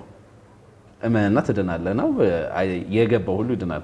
ግን ከነበሩት አስተሳሰቦች ሁሉን ትተህ ዘንድ አሁንም የሚጠይቀን እምነት የሚጠይቀን ይሄን ነው። ሁሉም ተመሳሳይ ነገር ሲያደርግ ለመቀበል በጣም ቀላል ነው። ግን በተቃራኒው ሲኬድ ግን ብቻህን ሁሉም ተቀምጦ ብቻህን መቆም ብዙ ህዝብ ባለበት በጣም የሚከብድ ሁኔታ እንደሆነ ሁሉ ግን አሁን እንደው እኛ ግን መቼም እንስሳ ቢሄድ እንከተላለን ወይስ አንከተልም? በዚህ ዘመን እኔ አሁን ያነሳው ሀሳብ ላይ መጽሐፍ ቅዱስም የሚናገረው የእምነት ጀግኖችንም ስናነሳ ነጥረው የወጡበት ወይም የተጠቀሱበትን ነገር ስናየው የተለማመዱት ነገር አለ። ያ የተለማመዱት ነገር የሚያፈራው ፍሬ አለ። ከእግዚአብሔር ጋር ጊዜ ወስዱ ስለነበር እነዚህ ሰዎች እኮ በሌላኛው አቅጣጫ ሲነግዱ የነበሩ ሰዎች ስለሆኑ ይህንን ማሰብ የሚችሉበት ታምራቱን እያዩ የእግዚአብሔርን ማዳን እቅድ ማስተዋል የሚችሉበትን ነገር አተውታል። ያንን ተአምራት እያዩ በዚህ ዘመንም እኮ እንደዛ ነው። መልካም በሚመስል ነገር ተይዘው አንዳንዴ ክፋትን ነገር ብቻም አናስብ መልካም በሚሉት ነገርም እኮ ተይዘው ያንን ማየት የማንችልባቸው አጋጣሚዎች አሉ እና በጥርት ባለ መልኩ በኖህና በሰዎቹ መካከል የምናየው ልዩነት ትልቁ እነዚህ ሰዎች ከእግዚአብሔር ውጪ በሆነ አስተሳሰብ ርቀው የሄዱ ሰዎች ናቸው። ስለዚህ የፈለገው አይነት ተአምር ቢደረደር የፈለገው አይነት እንትን ቢመጣ በመቅስፈት የምትለውጠው ነገር አይደለም። ኖህ የተለየ የሆነው እኮ ከእግዚአብሔር ሞገስን ያገኘው እኮ ከእግዚአብሔር ጋር በዘመኑ ሁሉ በነበረው ግንኙነት አብዛኛው ጊዜ አሁን እኮ በዘመናችን የሚሆነው እሱ ነው። ያላዳበርከውን የጸሎት ህይወት ያላዳበርከውን ክርስትና ህይወት የሆነ ተአምር ስላየህ ልጭ አድርጎ ከነበርክበት 360 ዲግሪ ወይም 180 ዲግሪ ሊያዞርህ አይችልም። ያንን ነው ከዚህ ልንረዳ የሚገባውና እነዛ ሰዎች በራሳቸው አቅጣጫ የነገዱ ሰዎች ናቸው። አይናቸው ታወረ። ምክንያቱም እንስሳቱ ሁለት ሆነው ሲገቡ እንኳን ያንን ማስተዋል ሳይችሉ ቀርተዋልና ይህ የሆነበት ምክንያት ያ ነው ብዬ ነው ማስበው። በዛ ላይ ተፈጥሯዊ ያልሆነ ነገር አለው ማለት ዝናብ ተዘንቦ አያውቅም፣ ጎርፍ አያውቅም እና ይሆናል ሲል ልክ ነው። ኖህን እንደ እብድ ሰው ሊያዩት ይችላሉ። ልክ እንደዛው እንስሶቹም ሲገቡ ይሄ ተፈጥሯዊ ያልሆነ ነገር ነው፣ ግን በራሳቸው በሚገባቸው ቋንቋ ለማስረዳት ይሞክራሉ። እና አሁን በዚህ ጊዜ ምድር ኢየሱስ ክርስቶስ መጥቶ የምድር ታሪክ ይጠቀልላል ከምንል በጣም አሁን አሳማኝ የሚመስለው ወይ የኒውክሊየር ፍንዳታ ወይ እርስ በርስ ምናምን ነው። እንግዲህ ማለት ለማብራራት በራሳችን በሚገባን ቋንቋ ለማስቀመጥ ነው የምንሞክረውና ግን ተፈጥሯዊ ያልሆነውን ነገር ከእግዚአብሔር የሆነውን የተሰጠንን ተአምራዊ የሆነውን ነገር ደግሞ እንድንቀበል የእግዚአብሔር ቃል ስለሆነ ልናምነው ያስፈልጋል። እና ግን እግዚአብሔርን ለማይፈልግ ሰው ሲጀመርም በቃ ምንም የእግዚአብሔር ፍላጎት ለሌለው ሰው ግን ይሄ ምንም ነው በቃ። ስለዚህ በዚሁ አባዜ እኛም ተጠምደናል ነው። እውነት ነው። ለማብራራት እንሞክራለን። ማስረጃ አሁን ማቴዎስ 24 ላይ የተጠቀሱትን እንትኖች ስናይ አሁን ለኛ ከመልመዳችን የተነሳ ዜናዎችን ስናይ እነዛ ምልክቶች ስናይ እኮ የመደንገጥ ነገርም የለንም። ከክርስቶስ ምጽአት ጋር የማያያዝ ነገርም ጠፍቷል። ጊዜያዊ የሆነ ማብራሪያ ሰጥተንበት ነው የምናልፈው። ግን ደግሞ ከእግዚአብሔር ጋር ግንኙነት ላለው ሰው ትክክለኛ መልእክትን መዘጋጀት እንዳለብን የሚናገር ነገር ነው። በዛ ማየት እንችላለን። ማቴዎስ 24 ያልከው የጦርነቱን የረሃቡን ግን የሚገርማችሁ ነገር በዘመናትም ይሄው ነው እና እንዳውም ትዝ ይላችሁ እንደሆነ ኢየሱስን ምን አሉት? ሙሴ መጥቶ ቢነግረን ከሞተ ሰው መጥቶ ቢነግረን ሲል እናንተ ማንም ይመጣ አታምኑ አላቸው። እውነትም ሞተና ተነሳ። አመኑት? እንደውም የሚገርም ነገር ዛሬ ያለው ጥቅስ በጣም የሚገርመኝ ፈሪሳውያኖቹ ሞቶ ተነሳ ብለው ወታደሮቹ ሲነግሯቸው ይሄማ በቃ ጉዳችን ፈላ በሉ እንኩ ብሎ ገንዘብ ሰጡና ጉቦ ሰጥተው ዝም አሰኛቸው። እና ስትደነድን ኃጢአት ሲያደነድን የምትደርስበት ቦታ በሰላማዊ አስተሳሰብ እንኳን የማይታሰብ ደረጃ ላይ ነው ያለስ እና እግዚአብሔር በቂ የሆነ እድል ሰጥቷቸዋል። ከዚህ በለጠ ሊያደርግላቸው አይችልም። እንደው የመርከቡንም ትልቅነት ስታይ ነው ትንሽ ሰው ብቻ እንዲድንበት አልነበረ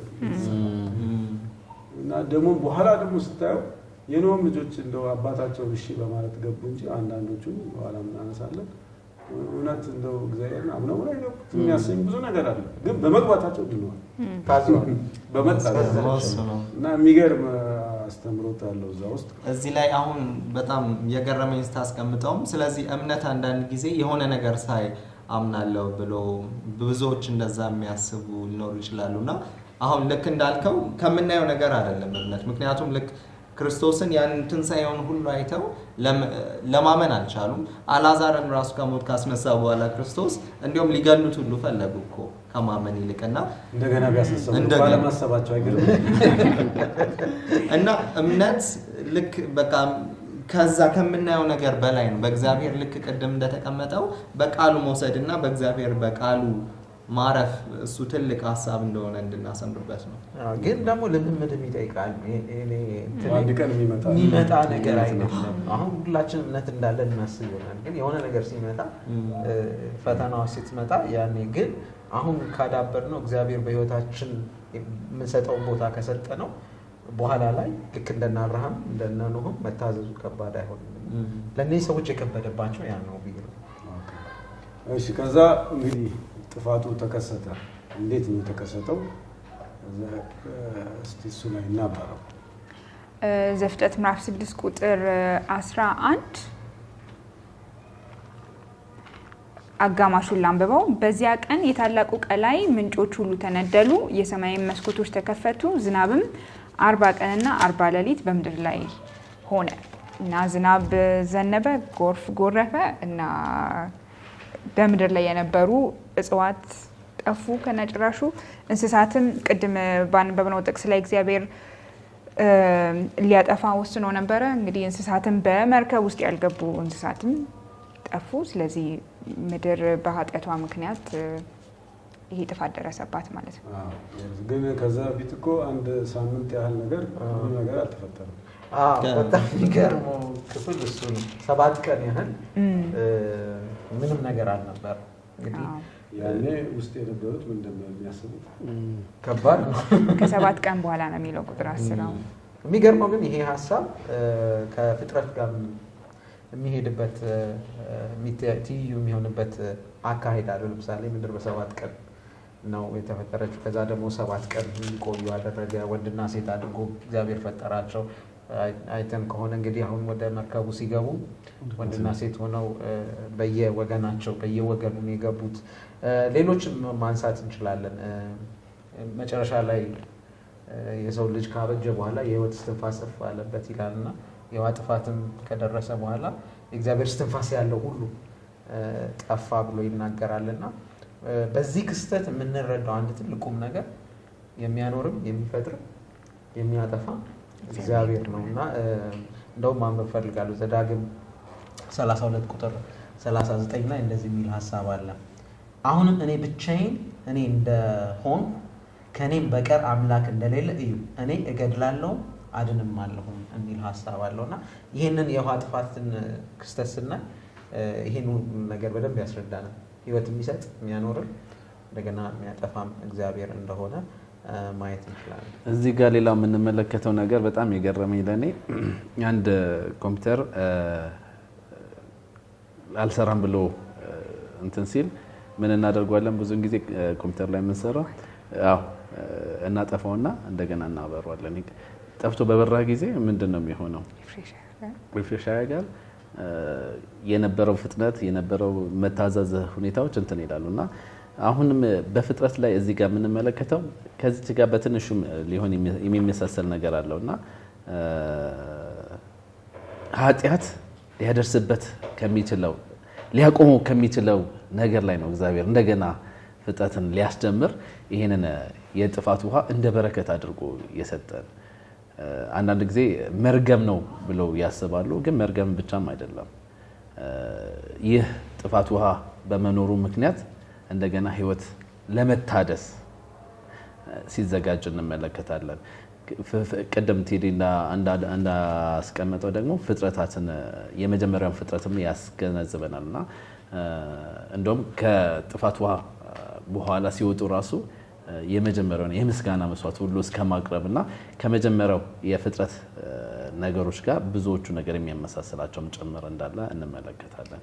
በዚህ ጊዜ የተከሰተው የፍጥረትን ታሪክ ስናጠና እግዚአብሔር ምዕራፍ 1 ፍጥረትን ሲፈጥር ውሃን ከጠፈር በላይና በታች እንደለየ ከዛ በየብስ ያለውንም ይሰብሰብ እያለ እንደለያየ አይተናል እና በዚህ ጊዜ የተከሰተው እነዛ ውሃዎች ሁሉ እንደተገጣጠሙ ከላይ ከጠፈር በላይ ከሰማይ የነበረው እንደወረደ እና በየብስ ላይም የተከፋፈለ የነበረው እንደመጣና ታይቶ የማይታወቅ ታላቅ ጎርፍ እንደነበረ ማየት እንችላለን። እዚህ ላይ እሱ ብቻ ሳይሆን ይሄ ዓለም አቀፋዊ መሆኑንም አንዱ ማስረጃው እሱ ነው። ከላይ ሰማያት ተከፈቱ፣ ከታች ደግሞ ፈነዱ አይደለ? እና የነበረው በአንድ ቦታ ወይም የተወሰነን ቡድን ብቻ ዓላማ ያደረገ ሳይሆን ዓለም አቀፋዊ እንደነበር ለዚሁ ነው እንግዲህ ሳይንሱ ለምሳሌ ካርቦን ዴቲንግ ይልና ያነሳና ግን በአሰምሽን ወይም አሰምሽን በአማርኛ ምንድን ነው? በመላምት አይደለም አለ ብለው ይሆናል በሚል አሁን የነበረው የምንኖረው የምድር አኗኗር ሁልጊዜም በዚሁ መስመር ነበር የሚሄደው ብለህ ስታስብ ነው። በዛ ሐሳቤ ካለህ ነው ምንም አዲስ ይሄ ድንገት የቆረጠው ነገር የለም ብለህ ካሰብክ እንደ ካርቦን ዴቲንግ ያለ ነገር ሊረዳ ይችላል። ግን ድንገት አሁን ቅድም እንዳልነው ምድርን በሙሉ ያናወጠ ነገር ካለ ግን ተሰብሯል። ያንተ መለኪያ ወደ ኋላ የምትለካው የተሰበረውን ነገር ሊያገኝ አይችልም። ለዚህ ነው ሳይንስ ባለው በሚያውቀው ነው እና ውስንነቱን እዚህ ላይ ማየት እንችላለን ብዬ ነው ይሄንን ሐሳብ ያነሳሁት። እንግዲህ አሁን ያነሳነው ክስተት ላይ ውሃው ሲመጣ መተው ኧረ ክፈቱልን ብለው አንኳኩተዋል። አልሆነም። ከዛ ደግሞ እግዚአብሔር ማጠፋፍ አያስፈራም? ድብልቅቅ አርጎ አጠፋውና ከላይም ከታችም ተከፈተ አልክ። እውነት እግዚአብሔር አፍቃሪ ነው የሚለውን ጥያቄ ያስነሳ። እንደነሱም ለምን በቃ መጨረሻም ቢሆን እንግባ ካሉ እሺ በሉ በመጨረሻ መጣች በሉ ግቡ ለምን አላላቸው? እንደውም እንደዚህ ደግሞ በኃይል ማጥፋትስ ከእግዚአብሔር የአፍቃሪ ባህሪ ጋር እንዴት አብሮ ይሄዳል? በጣም የሚገርመው ሰይጣን አሁን ሰዎችን ስለ እግዚአብሔር መጥፎ አስተሳሰብ እንዲኖራቸው የሚያደርግበት አንዱ አስተሳሰብ ይሄ ነው። ግን ሂደቱን እንዳለ ስንመለከተው እነዚህ ሰዎች ቢያስገባቸውም አይድኑ ወይም ደግሞ ተከፍቶ ቢገቡ የእግዚአብሔርን ታላቅነት ወይም በእግዚአብሔር ላይ ያላቸው እምነት የሚለወጥ አይነት ሰዎች አይደሉም። እና ይሄን የምንረዳው ምንድነው? እግዚአብሔር ቅድም ብያለሁ የሚያድነው የሚያጠፋው ይሄ ነው። ከኃጢአት ጋር ሙጥኝ ያሉ ሰዎች መጨረሻቸው ይሄ ነው። ምክንያቱም የኃጢአት ዋጋው ውጤቱ ሞት እንደሆነ አስቀድሞ ያችን ፍሬ በበላችሁ ጊዜ ሞትን ትሞታላችሁ ብሎ ተናግሯል። እግዚአብሔር አስቀምጧል። ይሄ እግዚአብሔር አሁን አምጥቶ እንደው በውሃ በቃ አስጨግኖ መግደሉ አይደለም። ኃጢአት መጨረሻው ጥፋት ነው። ከጥፋት ስንል ዝም ብሎ መሞት አይደለም። በቃ አለመታሰብ፣ መታሰቢያ ማጣት የሚለውን ሐሳብ እና ይሄ እንደውም እግዚአብሔር መልካም ነው ያደረገው። ምክንያቱም እነዚህ ሰዎች በጥፋታቸው ቢቀጥሉ ኖሮ ሰው ላይ ሊደርስ የሚችለው ሰቆቃና ክፋት ምን ያህል ሊሄድ እንደሚችል ይሄን ነገር አድርጎ ባያስቆመው ኖሮ ቅድም እንደተነጋገር ነው እግዚአብሔር ወደዚህ ምድር መጥቶ የሚያድንበት የዘር ሐረግ እስካያገኝ ድረስ ነገሮች ይበላሹ ነበርና የእግዚአብሔር ባህሪ ሳይሆን የሰዎቹ ወይም የኃጢአት ውጤቱ መጨረሻውን የሚያሳየን ክስተት ነው የሆነው የሚለውን ሐሳብ ለመስጠት። ስለዚህ ትልቁ ጥፋት ሞት ሳይሆን እግዚአብሔርን አለመፈለግ ነው ማለት ነው።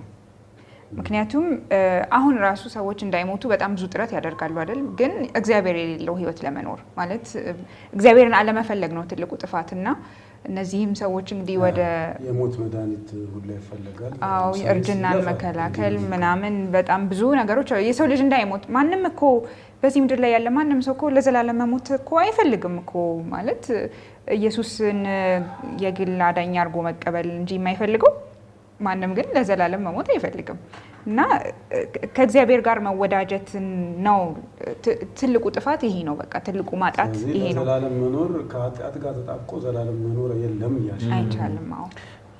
አዎ ከሱ ጋር በተያያዘ ያው እግዚአብሔር ያስቀመጠውን ነገር አልፈለግም ካልክ ወይም ደግሞ በሌላ አቀማመጥ አንድ ዶክተር በህይወት እንድትኖር ይሄን መድኃኒት ውሰድ ይልሃል። አልወስድም ካልክ እንዴት አድርጎ ከዛም ይሄ ያልወስድም ብቻ አይደለም እኮ በቃ መጣና እኮ ድብልቅልቅ ነው ያደረገው። አልወስድም እሺ አትወስድ ቀስ እያልክ ትሞታለህ። ግን መጥቶ አትከተልም ብሎ በጥፊ በርግጫ ብሎ ይደረግልኝ። ግን እኮ መርሳት የሌለብን 120 ዓመቱ ተሰጥቷቸዋል። ያ መርከብ ነበር ያ ሁሉ 120 ዓመት ሲሰራ ነበር። በዛ ሁሉ ጊዜ ያ የጥፋቷ እንደሚመጣም ተነግሯል እና ምርጫቸውም ነው ማለት በቃ መረጡ እና መርሳት የሌለብን ዕብራውያንም ስናጠና ያነሳ ነው እግዚአብሔር የፍቅርና የፍትህ አምላክም ነው የሚለውን ሁለቱ መነጣጠል አይችሉም። በመጽሐፍ ቅዱስም ሁለቱን ነጣጥለን ልናያቸው አንችልም። እግዚአብሔር ፍቅር ብቻ ነው በቃ ብለን በቃ እንደው ዳኑ ብሎ እንዲሁ ሊያስገባቸዋል። ምክንያቱም በመጽሐፍ ቅዱስ ቋንቋም ፍቅርና ፍትህ አብረው የሚሄዱ ናቸው እና እግዚአብሔር አፍቃሪ የሆነውን ያህል የፍትህም አምላክ ነው። እንደዛ እንደመሆኑ መንገዱንም አዘጋጅቶላቸው ያን ሁሉ ሲነግራቸው እንስሳቱም ሁሉ ሲገቡ ያ ሁሉ ሲነገር ነበር። ኖ አሉ፣ አንፈልግም አሉ። ከዛ በኋላ ግን ፍትህ ያው ሲመጣ ደግሞ ለነሱ አልነበረ መጀመሪያ፣ ግን እነሱ በምርጫቸው ስለጸኑ ያኛው ፍትህ መምጣቱንም ማየት እንችላለን። አው ውሃውንም እኮ ተናግሯል እኮ አልተናገረም አይደለም። እግዚአብሔር ውሃ ይዘንባል ብሎ ነው ለ120 ዓመት ሰብኮ ነበር እና ያንን እንቢ ማለታቸው ነው አሁንም እኔ ስትሬስ የማደርገውና በዛ ነው የሚያስተው። ከዛ በተጨማሪ ግን አዲስ ነገር መፍጠር ነበረበት። ያ ሙሉ በሙሉ መጥፋት ነበረበት። በውሃ እንደሚጠፋ በእርግጥ ነግሯቸዋል። መጨረሻ ላይም ኃጢአትን እንደዛ ናዳ አዲስቷ ሰማይና ምድር ድረስ ከሰማይ ሰዓት ደግሞ ሙሉ በሙሉ ያጠፋቸዋል ለአንዴና ለመጨረሻ ጊዜ እና እግዚአብሔር ነገሮች አዲሱን ነገር ለማምጣትን ማጥፋት ነበረበት። ምርጫቸው ማክበር ነበረበት። የመረጡትን መጥፋትን ነበር የሚለው ሐሳብ። አዎ እንግዲህ አንዳንድ እግዚአብሔር የሚወስዳቸው እርምጃዎች በአጭር ጊዜ ውስጥ ጭካኔነቱን የሚያመለክት ይመስላሉ። ግን በረጅም ጊዜ ውስጥ ላለው የድነት ታሪክ አስፈላጊ ስለሆነ ልክ አንዳንዴ እኮ ልጅ ስታሳድግ መቆንጠጥ ያለብን መግረፍ ያለብን ጊዜ አለ። እዚህም የነበረው ግንኙነት ከሰው ጋር የነበረው ጊዜ ተቋርጦ ነው ብቻ ቀር። ስለዚህ ያንን እንዳይበጠስ ያንን ለማቆየት በጊዜው ያው በድንጋጤ ሊከተሉት ይችላሉ፣ በፍርሃት ግን ጊዜ ያገኛል። እግዚአብሔር ደግሞ ባህሪ ማን እንደሆነ ደግሞ የሚታይበት ጊዜ ይገኛል። እሱ ነው። ከዚህ በኋላ ስንቀጥል ደግሞ ምንድነው ውሃው አለቀ፣ ያለቀ መጣ። እዚህ ኖህ አንዳንድ ነገሮች ሲያደርጉ እናያለን እና ያ ተግባሩ ከእምነቱ ጋር እንዴት ይያያዛል? ቁራ ሲልክ፣ እርግብ ሲልክ እንዴት ታይቷላችሁ? እሱ በጣም ደስ የሚል ክፍል ሆኖ ነው ያገኘሁት ይሄንን ስናጠናና እግዚአብሔር ዝም ብሎ እመኑኝና ተከተሉኝ የሚልም አምላክ አይደለም። ያ የምናምነውን ነገር ተግባራዊነቱን እንድንመረምር እንድንፈትን እድል የሚሰጥ አምላክ ነው እና ኖህን ስንመለከተው እንግዲህ መርከብ ግባ ብሎት የገባው እሱ ነው። መልአክ መጥቶ ነው በሩን የዘጋው። ከዛ ደግሞ ለመውጣትም የእሱን ቀጥተኛ ትእዛዝ መጠበቅ ነበረበት። ያንንም ማድረግ እንዳለበት ያውቃል። እዛም የገባው ታዞ ነው። ግን በዚህ መሀል መድረኩን ለማወቅ ቁራ ሲልክ ነበር ስታነሳው እንደነበረው። ከዛ እርግብ ሲልክ ነበር። ከዛ መስኮቱን ከፍቶ ቼክ ሲያደርግ ነበር እና ይሄ የሚያሳየን እግዚአብሔርን ባመንነው ነገር ላይ በተቀበልነው ነገር ላይ መርምረን ፈትነን ማየቱን መስራቱን እንድናውቅ እድል የሚሰጥ አምላክ ነው። እንዲሁ በጭፍን እንደው ዝም ብላችሁ ታመኑኝ የሚል አምላክ እንዳልሆነ የሚያሳይ ነው እና ይሄ በጣም ደስ የሚል የእግዚአብሔር አንዱ የሰጠን ጸጋ ነው። ጭፍን አይደለም እምነት፣ በቃ እኛ እንድናስብ ማየት ያለብንን እንድናይ የሚዘጋ አይደለም። ያን እናደርጋለን። ግን ደግሞ ደስ የሚለው ውጣ እስኪባል ድረስ እኮ ነው በዛው አጥቷል እና እሱ ትልቅ ነገር ነው። ያንንም ቢያደርግ ዞሮ ዞሮ እምነት ግን መታዘዝ አለውና እዛው ቆይቶ ደግሞ ሲጠብቅም ነበር ውጣ እስኪባል። ምክንያቱም እርግቧ እኮ በኋላ ላይ ገብቶታል እንደደረቀ ምን እንዳለ፣ ግን ውጣ እስኪባል እዛው እየጠበቀ ነበር። ለኖህ የእግዚአብሔር ማንነት በጣም ትልቅ ወሳኝ ሚና የሚጫወት ይመስለኛል። ምክንያቱም እነዚህ ነገሮች ሁሉ እያወቀ ያልከፈተው እግዚአብሔር ከኔ የበለጠ ያውቃል ብሎ ስለሚያስብ ነው። ከኔ የበለጠ ነገሮችን ይረዳል ብሎ ስለሚያስብ ነው እና እግዚአብሔር የህይወት አቀንቃኝ ነው። ሰው በመግደል ወይም አሟሟቱን በጣም እንትን በማድረግ የሚደሰት አምላክ አይደለም እና እሱን እያየው ነው እንግዲህ ኖህ እየኖረ ያለው። በመስኮቱ ውስጥ የሚገባው ብርሃን በመርከብ ውስጥ ራሱ ለህይወት የተመቸ እንዲሆን እግዚአብሔር እያስተካከለ ነው ያመጣውና ከኖህ ይልቅ እግዚአብሔር ለፍጥረቱ እንደሚጠነቀቅ ስለገባውም ጭምር ነው እግዚአብሔርን የተደገፈበት የታመነበት ባህሪው ራሱ እንዲደገፍ ስለሚያደርገው ነው። የአሁኑ ማጥኛችን አንድ የሚናገረው ነገር አለ። እግዚአብሔር ማስተር ዲዛይነር የሚለው ወደ አማርኛ ሲመለስ ምንድን ነው? ዋና ቀያሽ ነው እና ኖህ ደግሞ ገንቢ ነበር እና በ120 ዓመት ውስጥ ኖህ ያዳበረው ነገር ምን እንደሆነ ታውቃላችሁ? ሲታዘዝ ነው የኖረው እና ያንን ሲታዘዝ የኖረውን አምላክ በአንድ ቀን በሁለት ቀን አይደለም የሚያውቀው እግዚአብሔርን ለ120 ዓመት ያ ትዕግስቱን ልናይ ያስፈልጋል። የኖህ ህይወትን ታዛዥነቱንም 120 ዓመት ታዛዥ እንደነበረ ሲሰብክ ሲሰራ እንደነበረ እንመለከታለን። በመጨረሻ ደግሞ ያ እምነቱ የዳበረው እምነት ከዚህ በላይ እግዚአብሔር ላይ እንዲተማመን ሙሉ በሙሉ እንዲያርፍ አደረገው እና ይህን ነገር ያደረገው ዝም ብሎ ከምንም ተነስቶ አይደለም ያደረገው። እምነት ውስጥ ህይወት ውስጥ የነበረው እምነት፣ ልምምድ ውስጥ የነበረው እምነት ነው እንደዚህ እንዲያደርግ ያደረገው እንጂ ዝም ብሎ ከመሬት ተነስቶ የእግዚአብሔርን ባህሪ በትክክል የተረዳ ስለነበረ ነው። ከዛ ቃል ኪዳን ይገባል። አሁን እግዚአብሔር ነው የገባው ቃል ኪዳን ምንድን ነው? እሱን ደግሞ እናንሳ ውስጥ ምድሪቱን ደግሜ በውሃ አላጠፋውም የሚል ቃል ኪዳን ነው የገባው። እሱንም ደግሞ በምልክት ነው የገለጸው። ቀስተ ደመና አስቀምጦ ምድሪቱን በውሃ አላጠፋም ከአሁን በኋላ ብሎ ቃል ኪዳን ገባላቸው እኮ። እሱ ምን ያስተምረናል? አሁን እሱን እናንሳው። እሱን ሀሳብ ልክ ቅድም ይሄ ውቅሩን ስታብራራ ያው እግዚአብሔር አሰበ የሚለው ጋር ትልቁ የዚህ ዋና ማዕከሉ እንደሆነ አይተን ነበርና ካሰበ በኋላ ከወጡ በኋላ ኖህም ያንን መሰዊያ ከሰራ በኋላ እግዚአብሔር ቃል የገባው ዳግመኛ ልክ አሁን እንዳስቀመጠችው አርሴማ ዳግመኛ በጥፋት ውሃ ምድርን እንደማያጠፋ። ምክንያቱም ሰውም ተሸብረው ነበር እዛ የተረፉትም 8 ሰዎች። ምክንያቱም ያም ጥርጣሬ ምክንያቱም አሁን የሚቀጥለው ጥናታችን ላይም የባቢሎንን ስናጠና በሚቀጥለው ሳምንት እናነሳዋለን እና ያ ሁሉ ግን እግዚአብሔር ህይወትን የሚመርጥ ህይወትን የሚወድ እንደሆነ እና በቀስተ ዳመና ደግሞ ዳግመኛ ያ ጥፋት እንደማይመጣ በደንብ እንደነገራቸው የሚያስገርመው ይህንን ክፍል ራእይ ላይም ስናነብ ራእይ ምዕራፍ 4 ቀስተ ዳመና በእግዚአብሔር ዙፋን ላይም እንዳለ እናገኛለን እና ያ ቃል የገባው እግዚአብሔር ያ ቀስተ ደመና በዙፋኑ በሰማይ ዙፋን በእግዚአብሔር ዙፋንም ላይ ያ ቃል ኪዳን ያ ቀስተ ደመና እንዳለም ያስተምረናል። እና ተጠይቆም አይደለም ይሄንን ቃል ኪዳን ደግሞ የገባው በቃ ነው ቃል ግባልኝ በቃ ከዚህ በኋላ እንደማታጠፋ ምናምን ብሎትም አይደለም። እግዚአብሔር ከራሱ የመጣ የጸጋው የማንነቱ የስጦታው ስጦታ ነው እንጂ ሰው ጠይቆት ምናምን የመጣ ነገርም አይደለም። የራሱ ባህሪ ነው። ባህሪው ስለሆነ መሐሪ አምላክ እንደሆነ ምልክትነቱን የሰንበትንም ምልክትነት ከዛ ጋር ልንመለከት እንችላለን። በተለይ ግን የቀስተ ደመናው በጣም የሚገርመኝ በራእይም በሕዝቅኤልም ላይ ዙፋኑ በቀስተ ደመና የተከበበ ነውና ያ በጣም ያስገርመኛል። የምህረት አምላክ መሆኑን ያሳየናል። ሌላው ቀስተ ደመናው ራሱ ስናይ ዓለም አቀፋዊ ሆነ እንትን እንዳለው ትርጉም እንዳለው ያሳየናል እና ቀስተ ደመናውን ባየን በየትኛው ዓለም ክፍል የሚሰጠን ትርጉም አለና ዓለም አቀፋዊነቱንም በዛው ማየት እንችላለን።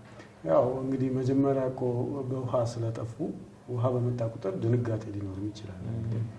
እንግዲህ ወደ ኋላ ወደፊትም ስንሄድ በዚህ ምክንያት ወደ ምን አስተሳሰብ እንደሄደ የሰው ልጅ ደግሞ እናያለን። ምክንያቱም ከፍተኛ የሆነ የውሃ ጥፋት ስለመጣ ነው።